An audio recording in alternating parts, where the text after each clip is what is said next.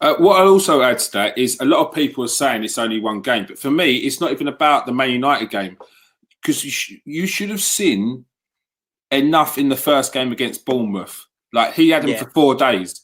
And then the Chelsea game, we lost it in the end, but for 70 minutes, or for, let's say, for about 55, 60 minutes, we dominated. We were cruising that game. We just didn't take our chances to kill it off. And the thing that our problem, which could be the problem if we don't finish teams off in the first 50, 60 minutes, is our stamina. Because the stamina that we need for an Arteta team, it needs a pre-season. It needs a full pre-season to be able to hit the ground running and keep that stamina throughout the remainder of the season for 80 minutes of a game. Leave and come back, because we can all hear, so it'll be from your end. But go on, UP. All right, but my answer to that is, who's the best manager you've seen in the last 30 years in the Premier League? Truthfully. I would say Ferguson, I have to admit. I hate to say it with Fergie. Fergie, yeah? Steve McLaren is the only thing I have to say back to that answer. Steve McLaren. Steve McLaren. You can't. What one man? What one man? You asked me a question. Who's got better managerial credential? Kieran Watson, right? Steve McLaren sat next to Sir Alex Ferguson, and the guy couldn't manage a brothel.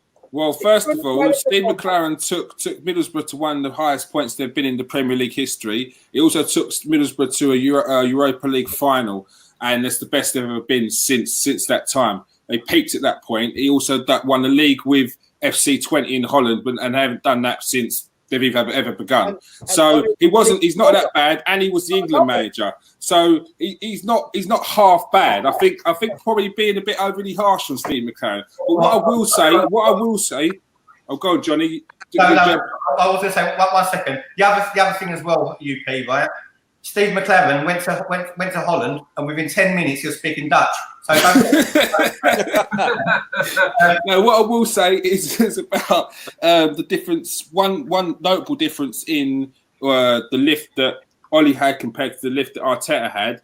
Ollie was the interim manager when he had that lift, so they had that lift because someone else come in new. Yeah, Arteta's got the job straight away. So you're not going. So if you're going to lift and then fucking drop off, you're out. Whereas Ollie, they didn't know whether he's going to be or not, and made the assumption that there could be probably Poch coming in or someone else coming in. I'll give a lift. So, and as soon as he got given the manager's job, down. Before I come, that people think, he's xenophobe. He just wants English players. No, you need a British core. You have to. Our 3 best players this season so far have been Aaron Wan-Bissaka, British, Marcus Rashford, British, and Scott McTominay, British. Some of the other players, 1 minute they want to be, then the next minute they couldn't give a shit because they will get to contract somewhere else. That's a fact. I wouldn't necessarily say you need a British core, because we tried that and our British core either wasn't good enough or because they weren't good enough.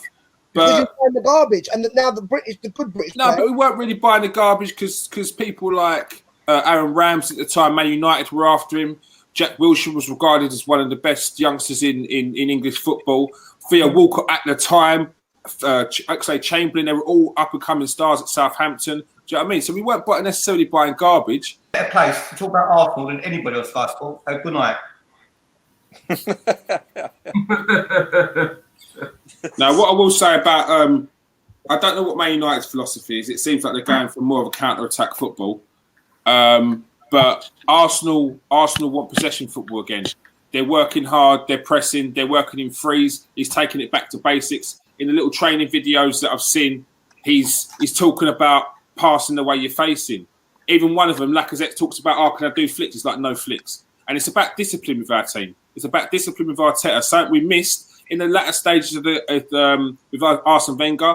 They said Arsene Wenger was soft. He gave too much responsibility on the players. But then you can't blame that when the players, when he gets there, he's got Adams and players like that who are marshalling, who are giving that discipline to the team.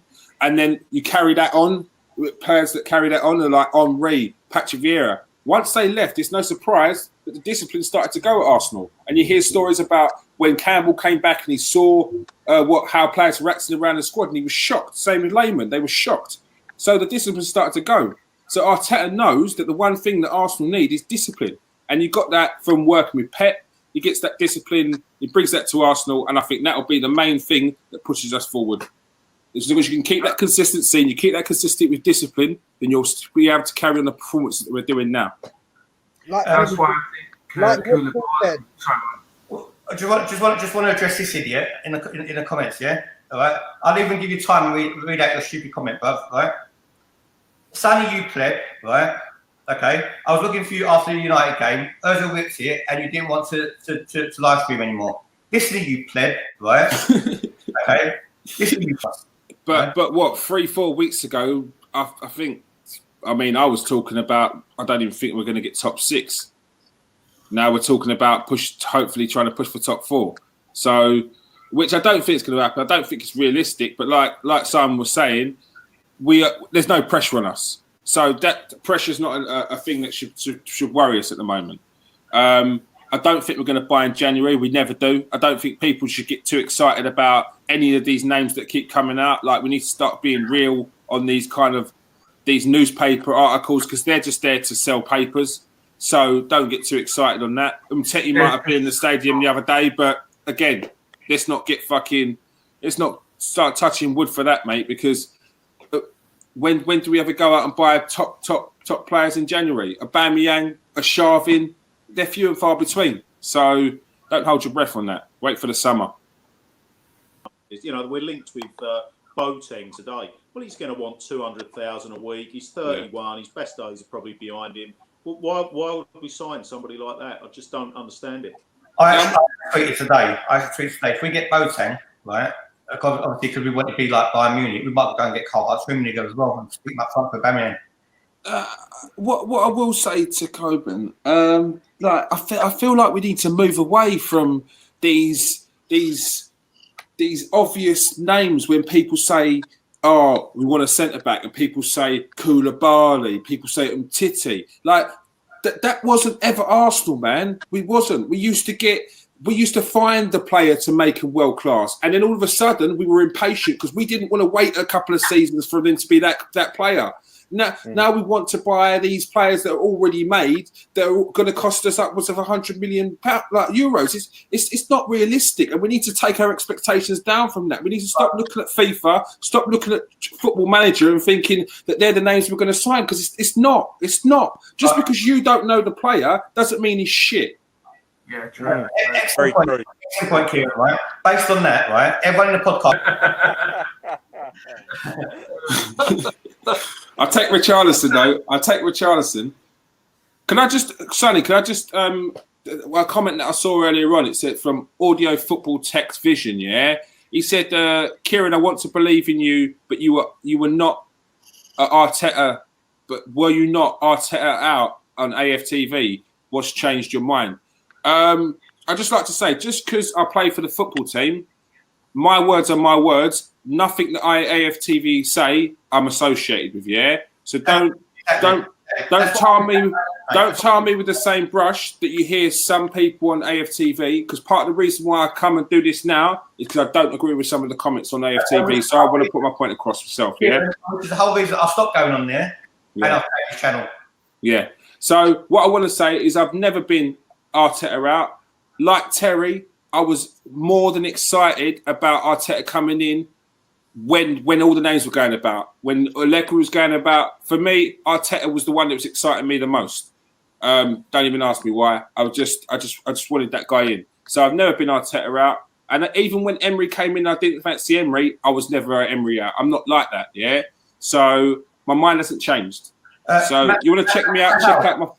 Matt Howard, I see you, Danny Emery. Yeah, that's the only reason. There was no gripe. There was nothing else. I was just very, very concerned. But what I do say, Coben, he's proven himself. I know it's only been 3 games, but he has proven himself so much. So I'm going to give him a chance. I think everybody should give him a chance. Okay, but what I say, is for me that's crazy, because if you're already on an Arteta out sort of mindset, then even if it goes well, you're waiting for something to go wrong. And that's the problem, That is the reason. That's the reason why I was so with Arteta, because he said about the culture. He said about the players changing the culture, and once that changes, the fans have to change the culture. We can't be that quick switch of emotions where it says you're out one game, you're in the next game. We can't do that. We should never be, if we don't agree that a manager's coming in that we don't like, we shouldn't be, nah, get him out, because then there's always going to be a split. No one is ever going to agree, but you have to give people a chance, man. I just thought I'd be honest though, man. I didn't want to sit here and pretend. Oh yeah, I was Arteta. Sonny knows and Terry knows that I was very, very, very scared when he was appointed. But when I seen his press conference, that's when something clicked in my head. Like you were saying about the culture, about the desire, about the passion. That's when I realised that this guy is definitely something special, and he does remind me actually a little bit of Graham, to be fair. He seems very focused already at such an early stage, and at the same time, it looks like the players are on board with him as well. And that is why now I'm giving him the chance. I'm not waiting for him to fail, because obviously I'm hoping he doesn't fail. But at the same time, of course, I'm pretty sure all of us are concerned that there's that tiny bit of element of doubt, because we're worried, obviously, with how our season's gone and whatever. At the same time, we want success, and that's all we can ask for.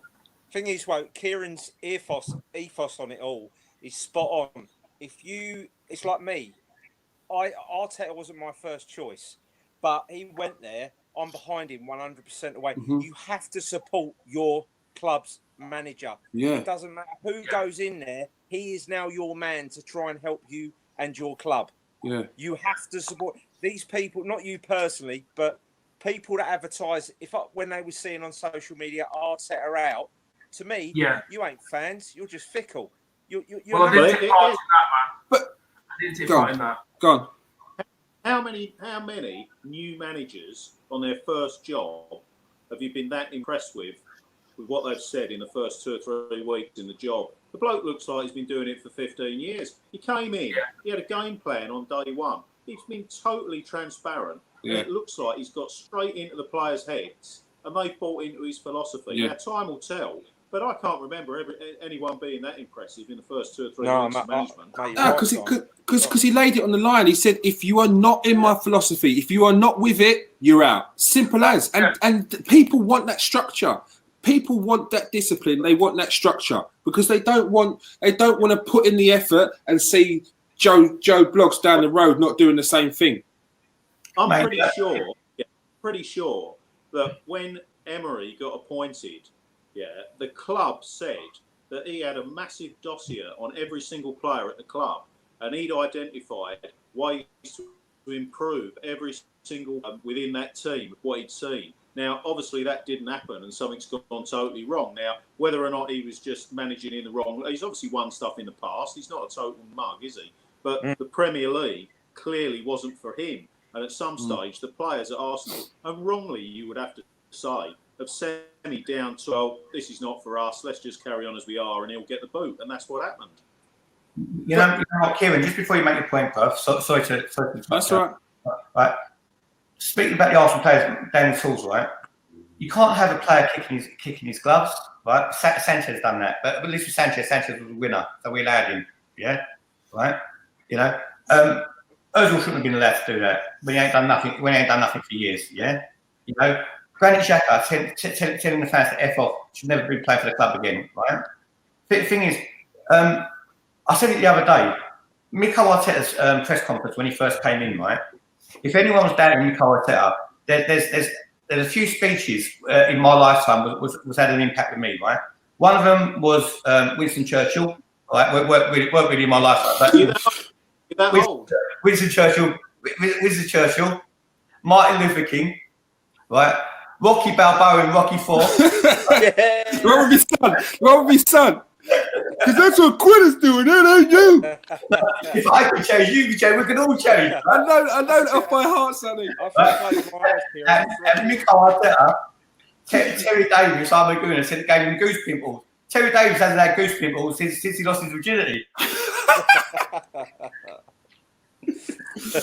No, but one thing I will say about them people that are openly out there saying Arteta out, they're doing it to distance themselves from this, what could potentially be a failure, So they're saying, I'm Arteta out. If it goes well, they silently jump on the wagon. Yeah, we're winning. If it doesn't, it was, tell you what, you saw I was Arteta out from day one. Do you know what I mean? And that's what people do. That's why they do it. Cowards, mugs. Cowards, mate. They're cowards. Like I said, the thing is, get the job 2 years ago when he was going to try change the culture, Coburn. We've got to change the culture, mate. And the culture comes from the new boys. Us old boys need to change the culture of you new boys. We let you slide for too long. It's now our time to get you in check. You know what I'm saying? Yeah, we do. We let them be quiet. We let them run all the fucking fan pages and all that.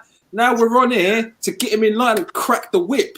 Kieran, you're walking on my art here, mate. One comeback on that.